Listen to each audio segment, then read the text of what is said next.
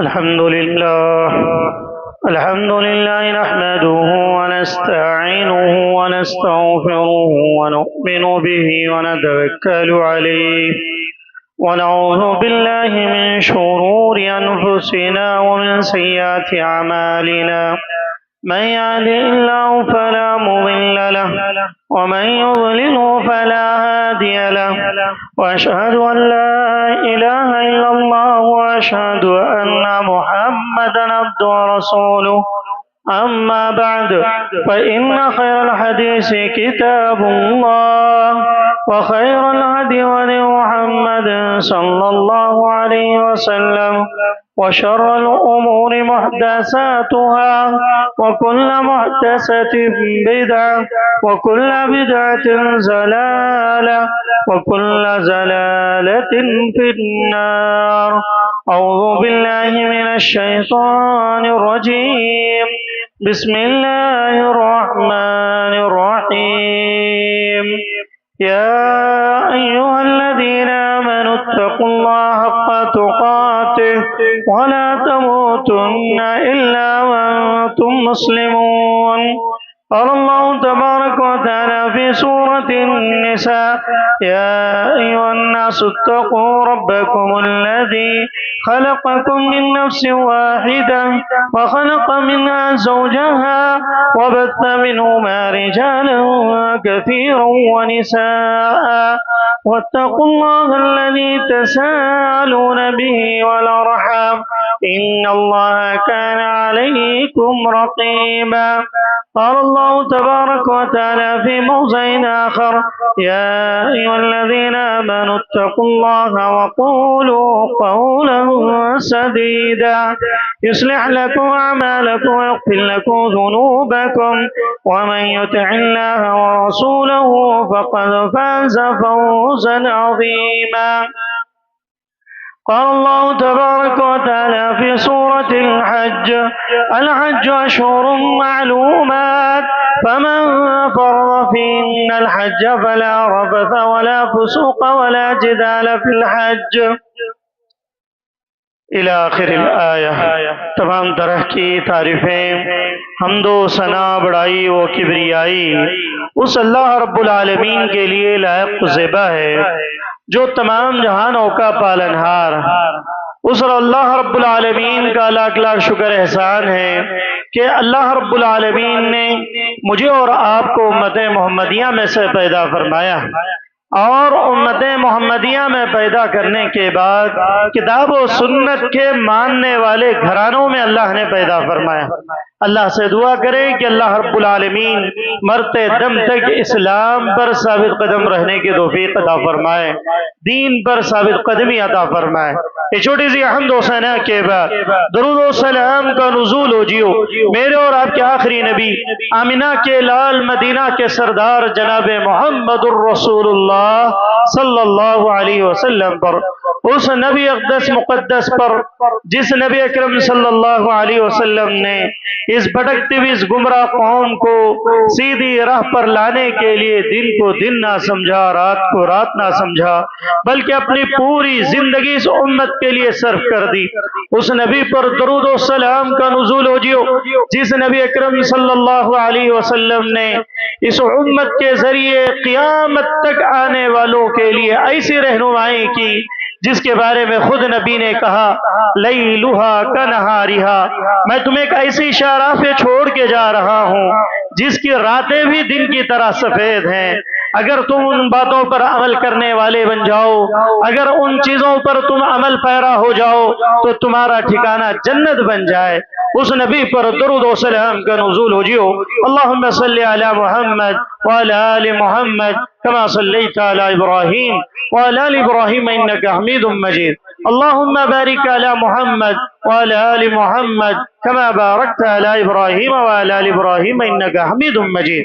محترم سامعین اور سامعات، پردہ نشین ماں اور بہنوں اور نوجوان بھائیوں، چھوٹے بچوں، میں نے آپ حضرات کے سامنے سورہ بقرہ کی ایک آیت کریمہ پڑھی ہے جس میں اللہ رب العالمین نے حج کے تعلق سے ذکر کیا، کیونکہ یہ جو ایام ہیں ذی القعدہ کے ایام، اس میں حجاج اکرام حج کے لیے تیاریاں کر رہے ہوتے ہیں، اور معتمرین حج اور عمرے کی نیت سے اپنے گھروں سے اللہ کے گھر کو جا رہے ہوتے ہیں، بیت اللہ کا طواف کرنے کا ارادہ کیے ہوئے ہوتے ہیں، تو ان ایام میں حج بیت اللہ ہو یا عمرہ ہو، اس کا مسنون طریقہ کیا ہے؟ کتاب و سنت کی روشنی میں حج بیت اللہ اور عمرہ کا مسنون طریقہ جاننا ایک ضروری عمل ہے۔ کیونکہ آپ کو معلوم ہے کہ اللہ رب العالمین نے اسلام کی 5 بنیادیں بیان کی ہیں کہ ایک مسلمان کے لیے ان بنیادوں پر عمل کرنا، ان پر چلنا، اس کے مطابق اپنی زندگی گزارنا ضروری ہے۔ ان میں 5ویں بنیاد جو اللہ کے نبی کے ذریعے اللہ نے بیان کی وہ کیا ہے؟ حج بیت اللہ ہے۔ بیت اللہ کا حج کرنا یہ اللہ رب العالمین نے فرض قرار دیا ہے۔ اللہ نے اگر کسی کو استطاعت دی ہے، اللہ نے اگر کسی کو طاقت و قوت دی ہے، تو اس کے لیے ضروری ہے کہ وہ بیت اللہ کا کیا کرے؟ حج کرے اور عمرہ کرے۔ اور یہ حج بیت اللہ یہ بنیادی طور پر جس کی استطاعت ہو، مالی طور پر بنیادی طور پر اگر اس کی استطاعت بن رہی ہے تو اس کے لیے یہ کرنا واجب ہو جاتا ہے۔ اور اسی طریقے سے آپ دیکھیں گے یہ عمرہ کرنا سنت ہے۔ لوگوں نے آج یہ ماحول بنا لیا کہ عمرے تو بہت کرتے ہیں لیکن حج کی بات آتی ہے تو یہ سمجھتے ہیں کہ ابھی ہماری زندگی لمبی ہے، حالانکہ عمرہ سنت ہے اور حج فرض ہے اگر استطاعت ہو تو۔ اگر استطاعت نہیں ہے تو کوئی مسئلہ نہیں، لیکن لوگ عمرے بہت کر لیتے ہیں، عمرے پہ عمرہ، عمرے پہ عمرے ہو رہے ہیں لیکن حج کرنے کی توفیق نہیں ہو رہی۔ یہ غلط چیز ہے، کیونکہ اللہ نے استطاعت دی ہے تو حج واجب ہو جاتا ہے، اور حج اگر نہیں کرے گا تو اللہ تعالیٰ قیامت کے دن پوچھے گا۔ اگر کسی نے عمرہ نہیں کیا تو اس سے پوچھ نہیں ہوگی کہ تو نے عمرہ کیوں نہیں کیا۔ اگر کوئی کر لیتا ہے تو ثواب کا کام ہے، جیسے سنت اللہ کے نبی صلی اللہ علیہ وسلم نے فرمایا۔ اللہ نے سورہ بقرہ آیت نمبر 196 کے اندر اللہ فرماتا ہے وَأَتِمُّ الْحَجَّ وَالْعُمْرَةَ لِلَّهِ، کہ تم لوگ حج اور عمرہ کو اللہ کے لیے مکمل کرو، تم لوگ حج اور عمرہ کو اللہ کے لیے پورا کرو۔ اللہ رب العالمین نے اس آیت کریمہ میں حج اور عمرہ دونوں کی ترغیب دلائی کہ اگر استطاعت دی ہے تو عمرہ بھی کریں اور حج بھی کریں۔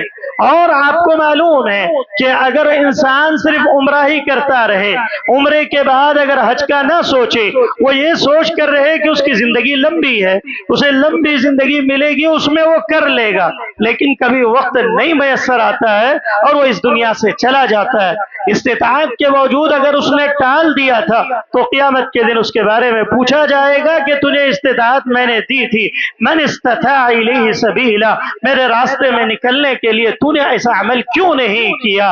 اور یہ عمل آج کل ایسے ہوتے جا رہا ہے کہ انسان جو ہے شوق کی بنیاد پر بہت سارے اعمال کر رہے ہیں، اللہ کے خوف کے لیے نہیں، جنت حاصل کرنے کے لیے نہیں، بلکہ سب جا رہے ہیں میں بھی جا رہا ہوں، سب کر رہے ہیں میں بھی کر رہا ہوں، سب لوگ وہ فلاں جا کے آیا، فلاں جا کے آیا، فلاں جا کے آئی، عورتوں میں بھی شوق پیدا چلا ہم بھی جا کے آئیں، وہ لوگ گئے تو ہم کیوں نہیں جا سکتے۔ انسان جو ایسی اگر نیتیں چینج ہو جاتی ہیں، نیتیں بدل جاتی ہیں، تو پھر وہ عمرے بھی کام نہیں آتے، پھر وہ حج بھی کام نہیں آتا ہے۔ اسی لیے اللہ نے کہا وَأَتِمُّ الْحَجَّ وَالْعُمْرَةَ لِلَّهِ، کہ تم حج اور عمرہ کس کے لیے کرو گے؟ اللہ کے لیے کرو گے۔ اگر تم نے دکھاوے کے لیے عمرے کر لی، آج دیکھیں بہت سارے لوگ بہت عمرے کرتے ہیں لیکن ان کے اندر نہ تو خلوص آ پاتا ہے، نہ تقوی آ پاتا ہے، نہ اللہ کا ڈر آ پاتا ہے، حج بھی کر لے رہے ہیں، عمرہ بھی کر لے رہے ہیں، جیسے پہلے تھا پھر وہی حالت ہے، جیسے پہلے جھوٹ دھڑلے سے بولتا تھا اب بھی جھوٹ بول رہا ہے، جیسے پہلے سود کھاتا تھا اب بھی سود کھا رہا ہے، جیسے پہلے جھوٹ بولتا تھا ویسے اب بھی جھوٹ بول کے زندگی گزار رہا ہے۔ پہلے جو ہے بیلیسی فلاں چیٹیاں وہ یہ جتنے گناہ سب ہو رہے ہیں، لیکن اس کے باوجود بھی 5 بندے 10 عمرے ہو جا رہے ہیں، حج ہو جا رہا ہے، لیکن فرق نہیں پڑ رہا ہے۔ وجہ کیا ہے؟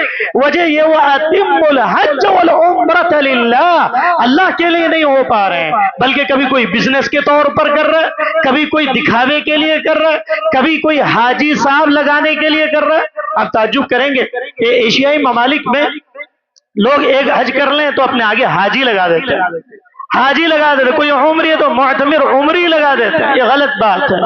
کہ انسان اللہ رب العالمین کے لیے اگر عمل کر رہا ہے تو وہ عمل اس کی زندگی میں اثر انداز ہوگا.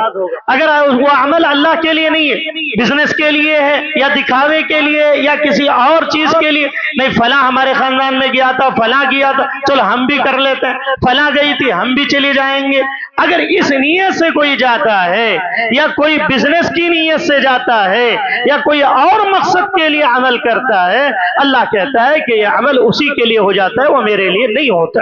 اسی لیے امام بخاری رحمہ اللہ نے اپنی کتاب کے اندر سب سے پہلے جو حدیث لائے وہ انما الاعمال بالنیات، کہ اعمال کا دار و مدار نیتوں پر ہے. اگر نیتیں چینج ہو گئیں تو تمہارے اعمال تمہاری زندگی میں اثر انداز نہیں ہو پائیں گے، پھر وہ دکھاوے کے لیے ہو جائے گا، پھر اس کے اندر جو ہے تمہاری انانیت، تکبر، فلا جس مقصد سے جو انسان عمل کرتا ہے پھر وہی عمل ہو کر رہ جائے گا. تو یہ چیز تھی. اللہ نے سب سے پہلے کہا کہ بھئی تم اگر حج کرو گے، ذی القعدہ کا مہینہ، اس مہینے میں کئی لوگ حجاج اکرام اپنے گھروں سے رخت سفر باندھنے والے ہیں اور اس میں معتمرین بھی ہیں، تو یہ لوگ سب سے پہلے اپنی نیتوں کو خالص کر لیں. اگر نیت خالص نہیں ہے، دکھاوا ہے یا بڑپن ہے، اپنے آپ کو میں بڑا سمجھوں یا لوگ مجھے حاجی کہیں، معتمر کہیں، لوگ مجھے بڑا مانیں، میں پیسے والا ہوں، فلاں ہوں، اگر یہ نیتیں ہیں تو پھر نہ عمرہ کام آئے گا نہ حج کام آئے گا. تو یہ چیز تھی، سب سے پہلے نیت کی اصلاح ہونی چاہیے حج اور عمرے سے پہلے. اور دوسری چیز، عمرے کے اندر یا حج کے اندر حج 3 طرح کے ہوتے ہیں. حج 3 طرح کے کیے جاتے ہیں، ایک حج تمتع، ایک حج قران، ایک حج افراد. یہ 3 حج ہوا کرتے ہیں. اور اکثر لوگ جو ہے آج کل ان ایام میں یا ان دنوں کے اندر حج تمتع کرتے ہیں. حج تمتع کسے کہتے ہیں؟ حج تمتع کہتے ہیں کہ اس کے اندر پہلے عمرہ کیا جاتا ہے، پھر اس کے بعد حج کیا جاتا ہے، اس کو حج تمتع کہتے ہیں. اور حج افراد کے اندر صرف حج کیا جاتا ہے، عمرہ نہیں کیا جاتا ہے. لیکن اکثر جو ایشیائی ممالک میں انڈیا، پاکستان، سری لنکا وغیرہ کے علاقوں سے جو جاتے ہیں وہ اکثر اس طرح سے جاتے ہیں، پہلے عمرہ کر لیتے ہیں بعد میں حج کرتے ہیں. 15-20 دن پہلے پہنچ گئے ہوتے ہیں یا جو ہے 4 دن 3 دن پہلے پہنچ گئے ہوتے ہیں. تو یہ حج تمتع ہوا کرتا ہے. تو حج تمتع میں 2 چیزیں ہوا کرتی ہیں کہ پہلے عمرہ ہوگا پھر اس کے بعد حج ہوگا. اور عمرے کے لیے عمرے کا مسنون طریقہ کیا ہے؟ کتاب و سنت کی روشنی میں اگر دیکھا جائے عمرے کے اندر 4 چیزیں کی جاتی ہیں، صرف 4 چیزیں. عمرہ آدھے گھنٹے میں بھی کیا جا سکتا ہے.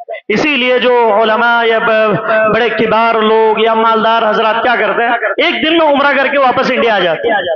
ابھی ہمارے استاد دہلی کے محمد رحمانی حفظ اللہ کہہ رہے تھے کہ وہ گئے، جانا تھا ریاض، اس سے پہلے جدہ ایئرپورٹ میں اترے، وہاں سے احرام باندھا، عمرہ کیا، 3 گھنٹے میں ہو گیا، پھر وہاں سے ریاض پہنچ گیا. مطلب کیا 4 چیزیں صرف عمرہ کے اندر. وہ کون کون سی ہے؟ پہلی چیز یہ ہے کہ میقات سے احرام باندھنا. میقات سے احرام باندھنا. میقات کہتے ہیں جگہ کو. اللہ کے نبی صلی اللہ علیہ وسلم نے 5 میقات بیان کیے.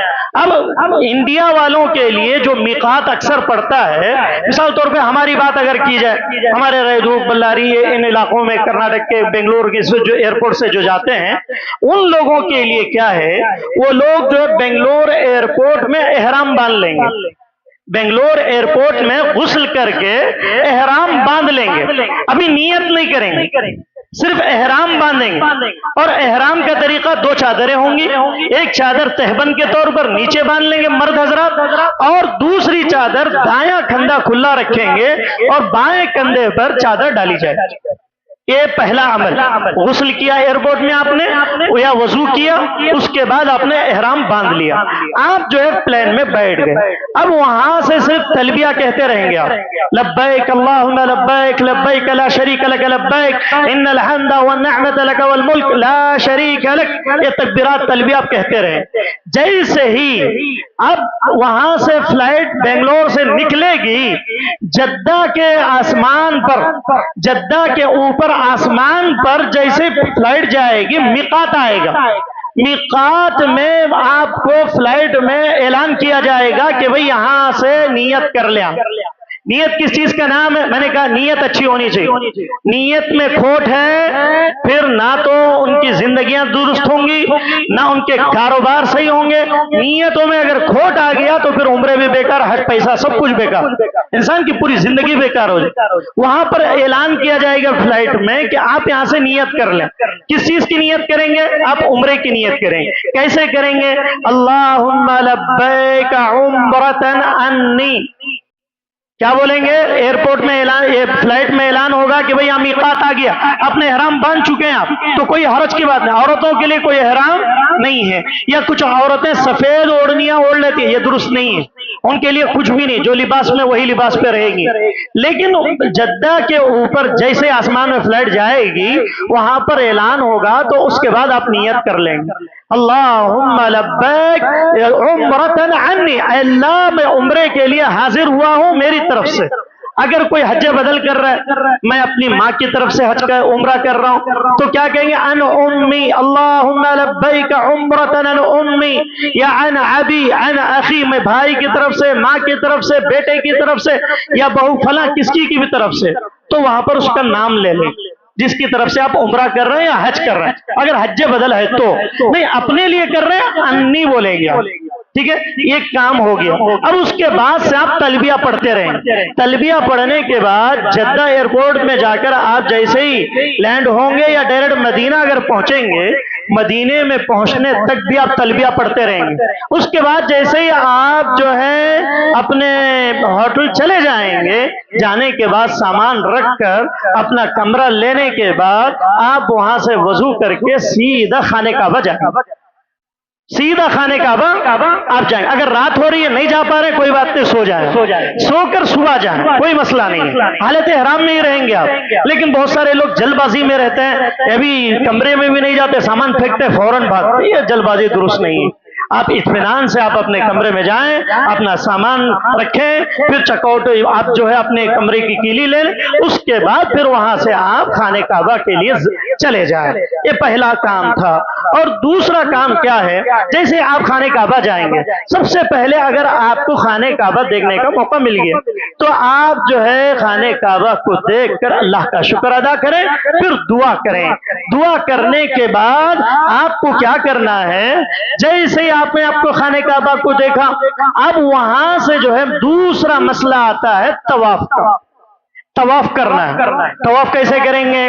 طواف جو ہے سب سے پہلے جو حجر اسود ہے، حجر اسود سے اسٹارٹ ہوتا ہے طواف. حجر اسود کے پاس سے طواف شروع ہوتا ہے. حجر اسود آپ کو وہاں پر گرین کلر کی لائٹ بھی لگی ہوئی ہے، وہاں پر لکھا ہوا ہے حجر اسود. حجر اسود سے چاہے آپ قریب میں ہو یا پہلے فلور میں ہو، حجر اسود میں گرین لائٹ لگی ہوئی رہتی ہے. آپ وہاں سے دیکھ کر پہلا طواف شروع کریں گے. کیا کریں گے؟ پہلا طواف حجر اسود سے شروع کریں گے. اور اگر حجر اسود میں آپ کو موقع مل رہا ہے چومنے کا تو تین طریقے ہیں حجر اسود کو چومنے. یا بھیڑ نہیں ہے تو آپ جا کر بوسہ لے لیں، اور اگر بوسہ نہیں لے سکتے، بھیڑ بہت زیادہ ہے، آپ یہاں کھڑے ہیں بڑے دروازے کے پاس خانے کعبہ ہے، آپ یہاں نہیں جا سکتے، آپ کے پاس چھڑی ہے تو اشارہ کر دیں، یا کوئی کپڑا ہے تو اشارہ کر دیں، اس کو چوم لیں، انشاءاللہ اس کا ثواب ملے گا. یا نہیں وہ بھی نہیں ہے آپ کے پاس، خالی ہاتھ ہیں آپ، تو اللہ کے نبی صلی اللہ علیہ وسلم نے فرمایا دور سے اشارہ کر. جیسے ہم گاڑیوں میں جاتے ہیں، کوئی سلام کرتا ہے کیا کرتا ہے؟ وعلیکم السلام.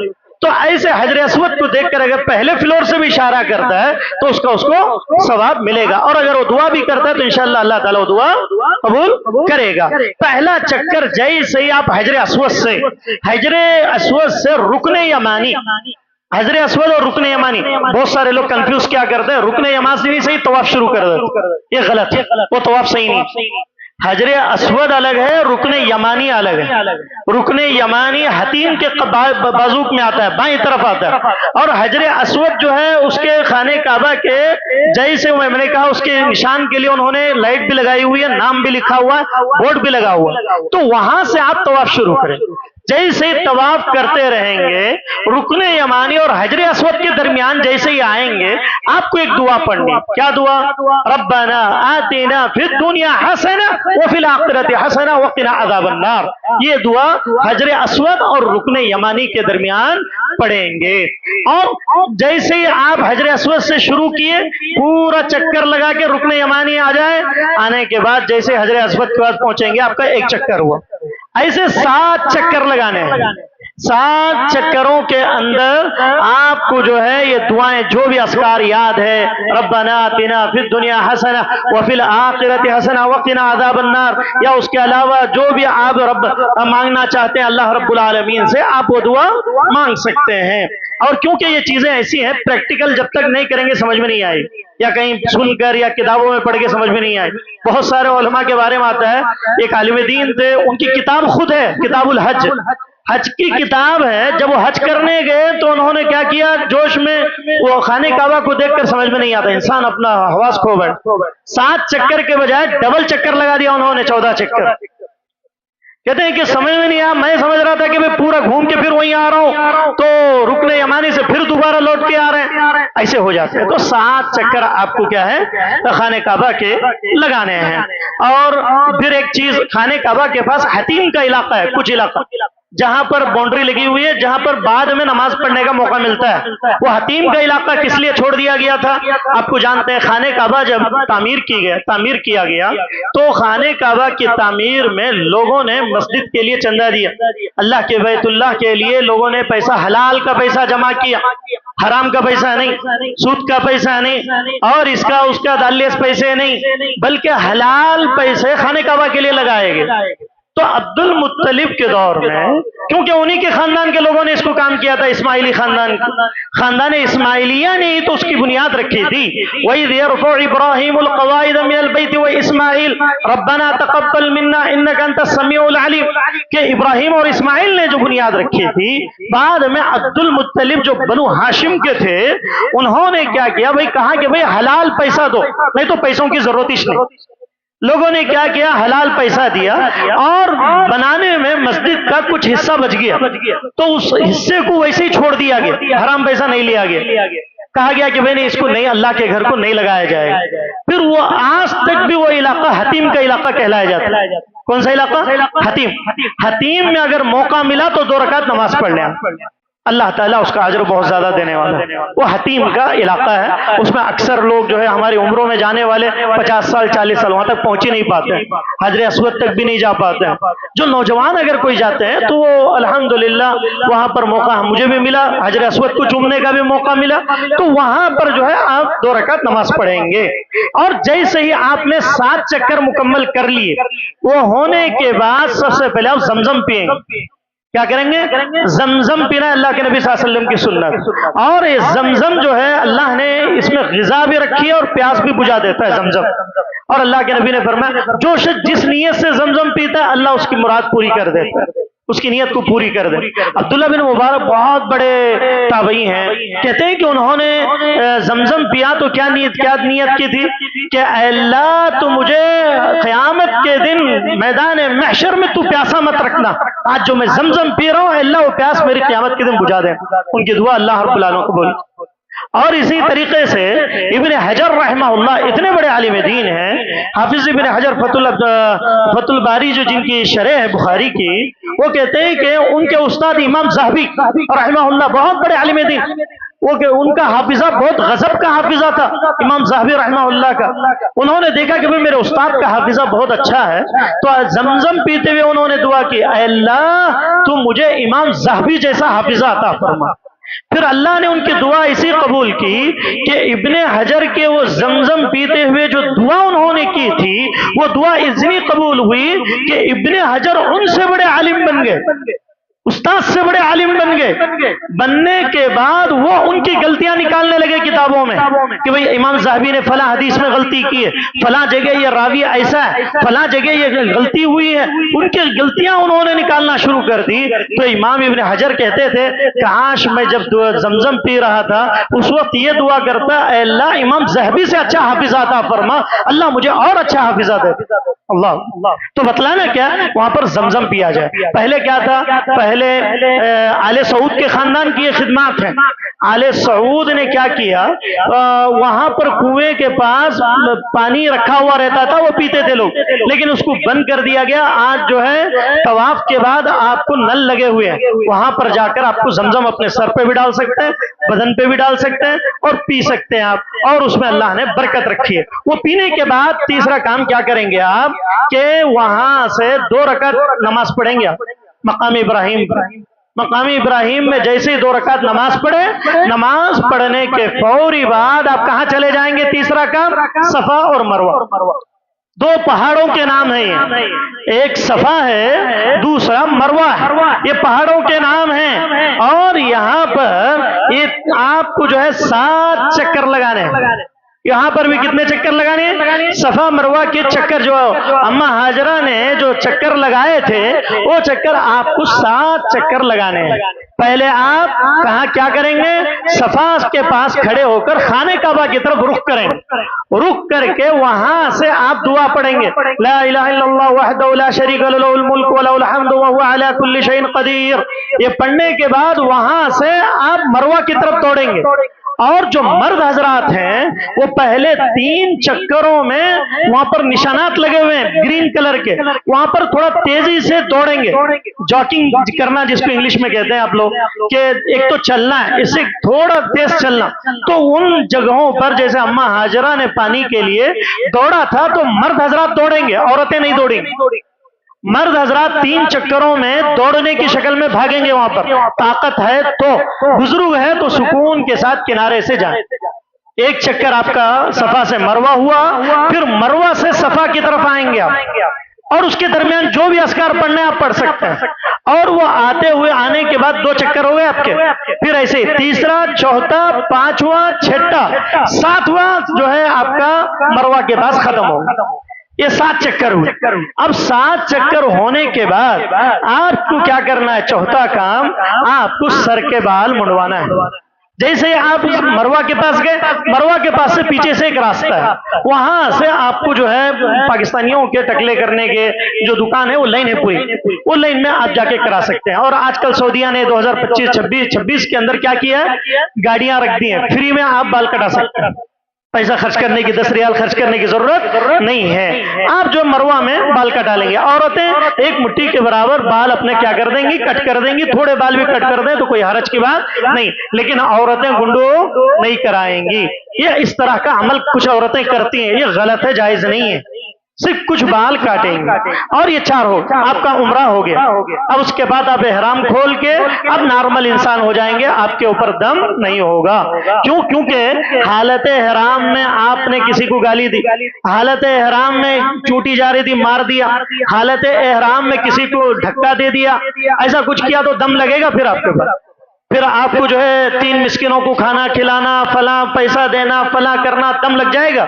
حالت احرام میں کچھ بھی نہیں کر سکتے۔ میں ایک واقعہ آپ کے سامنے بیان کروں، اللہ کے نبی کے دور میں ایک صحابی احرام باندھے ہوئے ہیں، اللہ کے نبی کے سامنے بیٹھے ہوئے ہیں، سر میں سے جوئیں نکل کے منہ پہ آ رہی تھی، وہ کچھ نہیں کر رہے تھے۔ کیوں؟ اگر ہٹاتے ہوئے اگر 1-2 جوئیں بھی مر گئی تو آپ کو خون کیا آپ نے وہاں پر، کیونکہ خانہ کعبہ میں آپ خون نہیں کر سکتے ہیں۔ بیت اللہ کے گھروں کے اندر شور غل کرنا، لڑائی جھگڑے اختلاف کرنا جائز نہیں ہے، تو خانہ کعبہ کے اندر کسی کا خون بہانا یہ جرم کا ثابت ہو جائے گا، چاہے کوئی جانور ہی کیوں نہ ہو۔ تو وہ خاموش بیٹھے ہوئے تھے، اللہ کے نبی نے کہا کیا تکلیف ہو رہی ہے آپ کو؟ انہوں نے کہا کہ اللہ کے نبی بہت زیادہ تکلیف ہو رہی ہے۔ اللہ کے نبی نے کہا کہ جاؤ، جا کر آپ اپنے بال منڈوا لو، حالانکہ ابھی وہ حالت احرام میں تھے، ابھی پورا عمرہ نہیں ہوا تھا۔ اللہ کے نبی نے کہا تو انہوں نے کیا کر دیا؟ سر منڈوا لیا۔ یہ کبھی ایمرجنسی میں یا ایسے حالات ہوں یا ایسا کچھ ہو جائے تب، ورنہ آپ انڈیا سے گئے، عورتیں جو ہے سروں میں جوئیں لے کر چلی گئی، اب وہاں جا کر پریشان ہو رہی ہیں، اب جو ہے سروں کے اندر بہت سارے جوئیں بیٹھ کے جو ہے کھجا لیا یا مار دیا، کئی کی خون ہو گئے تو دم دینا پڑے گا آپ کو۔ اب وہ دم دینے کے لیے آپ کو 3 مسکینوں کو کھانا کھلانا یا نہیں ہو رہا ہے تو پھر جو ہے اس کو کھانے کے بجائے کپڑا، وہ سب پوری ایک ترتیب ہے دم کی، وہ ترتیب آپ کو دینی پڑے گی، تو اس لیے اس کا اہتمام کریں۔ تو یہ 4 چیزیں عمرے کی ہوئی۔ اب اس کے بعد آپ اپنے کمرے کو جا سکتے ہیں۔ یہاں اس کے بعد پھر آپ اگر حج تمتع کر رہے ہیں، حج تمتع میں پھر اللہم لبیک حجۃ عنی، اب پھر آپ دوسری نیت کریں گے، پھر وہاں سے حج شروع ہوگا، وہاں سے آپ کا کیا ہوگا؟ حج شروع ہو جائے گا۔ اور وہ حج کے کیا ہیں؟ ذی الحجہ کی 8 تاریخ، 9 تاریخ، 10 تاریخ، 11، 12، 13 لاسٹ، یہ 4 دن حج کے ہیں یا 5 دن؟ 4 دن اصل ہیں، 4 دن حج کے یہ پورے مکمل اصل دن ہیں۔ اور جیسے ممنوعات احرام بھی آپ کو بتلاؤں، حالت احرام میں خوشبو لگانا جائز نہیں ہے، حالت احرام میں جنسی تعلق، بیوی سے جنسی تعلق کرنا یا بوسہ لے لیا یا کچھ اور کیا تو جائز نہیں ہے، دم دینا پڑے گا، یا شلوار نائٹ پینٹ پہن لیا، یا گرمی ہو رہی ہے یا کچھ مقصد سے اوپر کی چادر نکال کے بنین ڈال لیا، اس طرح کا عمل کرتا ہے تو یہ جائز نہیں ہے۔ بنیان پہن لیا، یا اسی طریقے سے عورتوں کے لیے خواتین کا نقاب پہن لینا، چہرے کو کھلا رکھیں گی وہ حالت احرام میں، اور اسی طریقے سے بال یا تیل یا خوشبو اس طرح کی چیزیں، صابن بھی نارمل استعمال کریں، اس میں زیادہ خوشبو نہ ہو، اس سے بچنا چاہیے۔ اور اسی طریقے سے حج عمرہ تو مکمل ہو گیا۔ اب حج کا مسئلہ یہ آتا ہے کہ حج کے اندر حاجی کیا کرے گا؟ حاجی 8 ذی الحجہ کو مکہ میں اپنے قیام سے احرام باندھے گا، مکہ میں 8 ذی الحجہ کو احرام باندھے گا، کیوں؟ کھول دیا تو عمرہ ہو گیا۔ اب اس کے بعد اس کا حج شروع ہو رہا ہے۔ حج کب سے شروع ہوگا؟ 8 ذی الحجہ کو شروع ہوگا۔ 8 ذی الحجہ کو مکہ میں اپنے کمرے میں کہ اپنے قیام گاہ سے احرام باندھے گا غسل کر کے، پھر اس کے بعد حج کی نیت کرے گا، اللہم لبیک حجۃ عنی، اور اگر ماں کی طرف سے، باپ کی طرف، انا ابی، انا امی، انا اخی، ان فلا فلا، اس طرح سے آپ کر سکتے ہیں۔ اور اس کے بعد جو ہے کیا ہوگا؟ مینا کی طرف روانہ ہوگا، مینا کی طرف 8 ذی الحجہ کو روانہ ہو جائے گا اور وہاں پر رات بسر کرے گا مینا میں۔ 8ویں ذی الحجہ کو مینا میں رات بسر کرے گا اور 5 وقت نماز پڑھے گا، ظہر اثر ملا کر، یا جو ہے مغرب عشاء قصر ادا کرے گا، ظہر کے 2 رکعت، عصر کے 2 رکعت، عشاء میں بھی 2 رکعت قصر ادا کرے گا، اور اسی طریقے سے مینا میں دعائیں کرتا رہے گا، نمازیں پڑھتا رہے گا۔ 9 تاریخ کو سورج طلوع ہونے کے بعد، 9ویں ذی الحجہ کو سورج طلوع ہونے کے بعد کیا کرے گا؟ عرفات کی طرف روانہ ہوگا، عرفات کے میدان کی طرف جانا ہوگا مینا سے۔ سورج طلوع ہونے کے بعد جیسے 6:30 پونے 7 ہمارے انڈیا کے اعتبار سے 6:20 وہاں کے حساب سے دیکھا جائے تو پونے 6 کو ہی شروع ہو جائے گا۔ تو سورج جیسے ہی طلوع ہوا اس کے بعد وہاں سے کیا روانہ ہو جائے گا؟ بسیں، حجاج کے لیے بسیں ہوتی ہیں، اور کچھ نوجوان اور ہم ہی لوگ کمزور ہیں ایشیا کے لوگ، ورنہ پورے دوسرے افریقان، انگلینڈ، فلاں فلاں کے لوگ پیدل چلے جاتے ہیں، بسوں کا انتظار نہیں کرتے، کیونکہ بسیں رینگتی ہوئی جاتی ہیں، بھیڑ میں نہیں پہنچ پاتے، بہت لیٹ پہنچتے ہیں، تو وہ لوگ کیا کرتے ہیں؟ وہ لوگ روانہ ہو جاتے ہیں مینا عرفات کے میدان کے لیے۔ پھر وہاں پر کیا ہوتا ہے؟ عرفات کے میدان میں ظہر اور عصر کی نماز جمع تقدیم ہوگی، امام کیا کرے گا؟ نماز پڑھائے گا ظہر اور عصر کی قصر کے ساتھ، حتیٰ کہ سورج غروب ہو جائے۔ سورج غروب ہو جانے تک وہ کیا کرے گا؟ وہاں پہ نماز پڑھائے، نماز پڑھنے کے بعد وہاں پر رہیں گے وہ لوگ سورج غروب ہونے تک۔ پھر جیسے ہی ہوا تو پھر عرفات میں داخل ہونے کا وقت زوال کے بعد ہے، زوال کے بعد پھر انسان وہاں سے کیا ہو جائے گا؟ 9ویں ذی الحجہ کو اس کا وہاں پر ختم ہو جائے گا۔ اور مقام عرفہ میں نمیرہ ایک جگہ ہے، نمیرہ کی مسجد میں جمعہ خطبہ دیا جائے گا عرفہ کا، کیونکہ اللہ کے نبی نے فرمایا الحج عرفہ، اگر کسی نے عرفہ میں نہیں رکا، عرفہ میں نہیں ٹھہرا، سورج پورا ختم ہونے تک، مغرب تک اگر نہیں رکا، وہ غروب ہونے تک، تو اس کا حج ہی نہیں ہے۔ نہیں مجھے سستی ہو رہی چلے گیا، یا نہیں میں نہیں جا سکتا بیٹھ گیا، تو پھر اس کا حج نہیں۔ الحج عرفہ، حج ہی عرفہ، یعنی عرفہ کے 9ویں ذی الحجہ کے دن حجاج اکرام ظہر اثر 12:30 کچھ پڑھ لیتے وہ لوگ، پڑھنے کے بعد دعا کرتے کرتے کرتے مغرب کا ٹائم ہو جاتا ہے، پھر مغرب کی عشاء دونوں ملا کے پڑھتے ہیں، پھر پڑھنے کے بعد دعائیں کرتے رہتے ہیں. کوئی کھڑا ہوا ہے، کوئی ایک پیر میں کھڑا ہوا ہے، کوئی کس انداز میں سجدے کی حالت میں پڑا ہوا ہے. پھر اس کے بعد وہاں سے عرفات میں داخل ہونے کے زوال کے بعد داخل ہوتا ہے. لیکن غروب آفتاب تک عرفات کے اندر رہنا واجب ہے، یعنی سورج ڈوبنے تک عرفات میں رہنا ضروری ہے. جیسے ہی سورج ڈوب کر نکل جاتا ہے پھر مغرب بعد مزدلفہ کی طرف روانہ ہونا ہے. پھر مغرب بعد کیا کریں گے؟ عرفہ سے مزدلفہ جانا ہے آپ کو. مزدلفہ کی طرف روانہ ہوں گے. مزدلفہ کی طرف روانہ ہونے میں مغرب اور عشاء کی نماز ہو جائے گی. پھر نماز فجر تک وہیں رات بسر کریں گے مزدلفہ میں. مغرب عشاء پڑھنے کے بعد فجر نماز تک وہی مزدلفہ میں رہیں گے. پھر طلوع شمس قبل تک اللہ کا ذکر اور اسے دعائیں کرتے رہیں گے. پھر کیا ہوگا؟ پھر جو ہے 10 تاریخ کو مینا کی طرف روانہ ہونا ہے. مزدلفہ گئے آپ، مزدلفہ جانے کے بعد پھر وہاں سے آپ کو مزدلفہ میں یہ سب چیزیں آپ کو کنکریاں مارنی ہیں. 7 کنکریاں، جیسے آپ سنتے ہیں بڑا شیطان، چھوٹا شیطان، بیچ کا شیطان، وہ الگ بات ہے، لوگوں نے اس کا نام رکھ دیا، ورنہ اس کو کیا کہتے ہیں؟ جمرات کبریٰ، وسطیٰ، صغریٰ. یہ 3 جمرات ہیں. آپ کو کیا کرنا پڑے گا؟ 10 تاریخ کو مزدلفہ میں، 9 تاریخ کی رات کو مزدلفہ میں آپ کنکریاں ماریں گے، 7 کنکریاں. اور وہ کنکریاں مارنے کے لیے آپ کو ذرا قریب جانا پڑے گا. آپ کی کنکری جو بارڈر بنایا گیا ہے، دیوار بنائی گئی ہے، اس کے اندر پڑنا ضروری ہے، ورنہ وہ کاؤنٹ میں نہیں ہے. بات سمجھ رہے ہیں؟ اگر کنکری دور سے آپ نے پھینک دی، اب وہ پھینکنا ہے دروازے، بڑے دروازے کے پاس، گئی نہیں، اب یہیں پہ پڑ گئی آپ، تو وہ کنکری شمار نہیں ہوگی. اور اس میں ایک چیز بتلاؤں، بزرگ ہے نہیں پھینک سکتا ہے تو کیا؟ اس کے بدلے کوئی بیٹا ہے، فلاں ہے، یا کوئی طاقتور انسان ہے، وہ بھی ان کا نام لے کے بسم اللہ اللہ اکبر کہہ کر کنکر پھینک سکتا ہے. کتنے کنکریں پھینکیں گے؟ 7 کنکریاں پھینکیں گے. کسے پھینکیں گے؟ جمرات کبریٰ، بڑے شیطان کو 10ویں تاریخ کو آپ کو پھینکنا ہے. پھر جیسے ہی آپ کنکریاں ماریں گے شیطان کو، مارنے کے بعد جمرات کبریٰ میں مارنے کے بعد پھر آپ مکہ لوٹ جائیں گے. پھر مکہ جانے کے بعد آپ کو کیا کرنا ہے؟ مکہ جانے کے بعد آپ کو طواف افاضہ یا طواف زیارہ جس کو کہتے ہیں، طواف افاضہ کرنا ضروری ہے. اور اس دن اتنی بھیڑ رہتی ہے، دوسرے کسی دنوں میں نہیں رہتی. اور طواف افاضہ کا موقع 10ویں تاریخ کو نہیں ملا، کیونکہ 10ویں تاریخ کو کیا ہو جاتا ہے؟ 10ویں تاریخ کو آپ کو 3 کام کرنے رہتے ہیں. ایک تو کنکریاں مار کر نکل گئے فجر کے بعد آپ، اس کے بعد سب سے پہلے آپ کی قربانی پہلے ہی ہو گئی رہتی ہے. آپ کی قربانی کا ٹوکن دے دیا گیا ہوتا ہے، آپ کی قربانی ہو جاتی ہے. اب بعد میں جا کر ٹوکن دے کے گوشت لے سکتے ہیں. پھر اس کے بعد لاسٹ کام کیا ہوگا؟ آپ کو اپنے سر منڈوانا.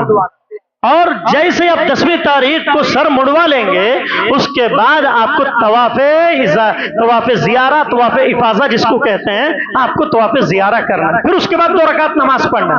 وہ 2 رکعت نماز پڑھنے کے بعد آپ اس کے بعد فری ہو جاتے. فری ہونے کے بعد آپ اگر مباشرت کرنا چاہیں وہ مل سکتے ہیں اور آپ آزاد ہو جاتے. لیکن 10ویں تاریخ کو آپ نے کنکریاں ماری تھی، 11 12 تاریخ کو مینا پھر لوٹنا ہے. مینا جا کے جمرات صغریٰ اور جمرات وسطیٰ ان دونوں شیطانوں کو 7 کنکریاں مارنا ہے، 11ویں تاریخ کو، 12ویں تاریخ کو. اور یہ مارنا ضروری ہے. اور کتنی کنکریاں ہوئی کل؟ پہلے آپ نے 7 ماری تھی، 10 کو، 11 کو 7، 12 کو 7، تینوں ملا کو 21. تو 21 کنکریاں شیطانوں کو مارنا یہ ضروری ہے.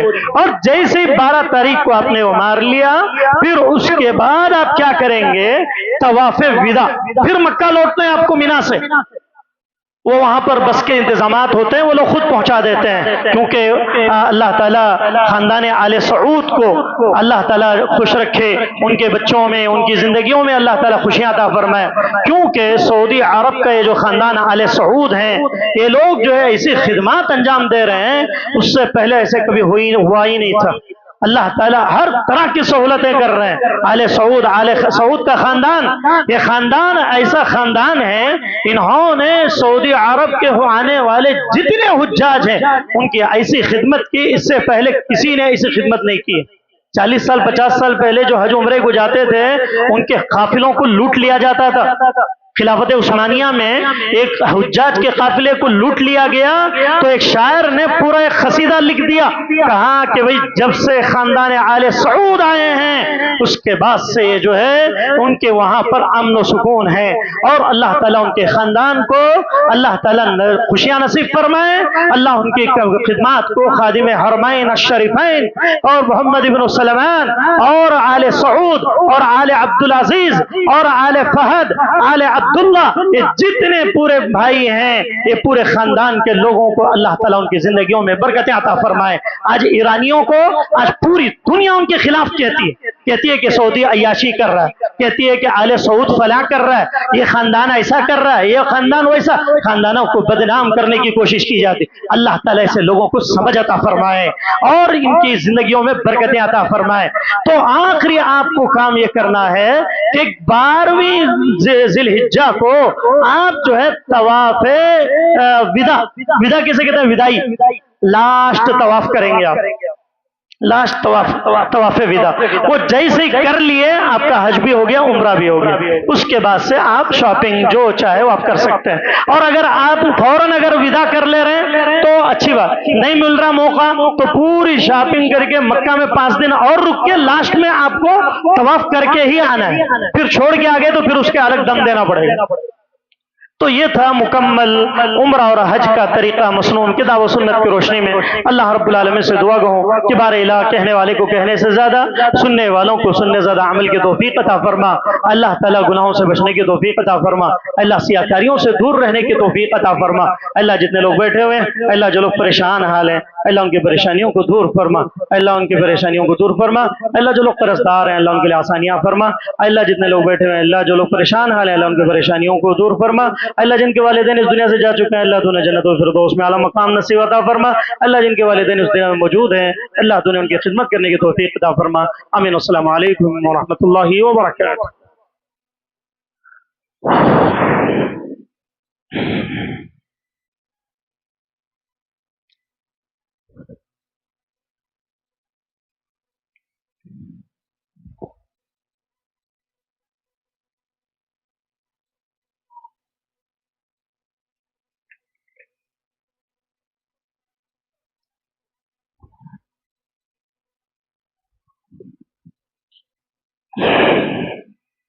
الحمد لله نحمده ونستعينه ونستغفره ونؤمن به ونتوكل عليه ونعوذ بالله من شرور أنفسنا ومن سيئات أعمالنا، من يهده الله فلا مضل له ومن يضلله فلا هادي له، وأشهد أن لا إله إلا الله وأشهد أن محمدا عبده ورسوله، أما بعد أعوذ بالله من الشيطان الرجيم، بسم الله الرحمن الرحيم، إن الله يأمر بالعدل والإحسان وإيتاء ذي القربى وينهى عن الفحشاء والمنكر والبغي يعظكم لعلكم تذكرون، اذكروا الله يذكركم وادعوه يستجب لكم ولذكر الله تعالى أعلى جل وعلا أكبر۔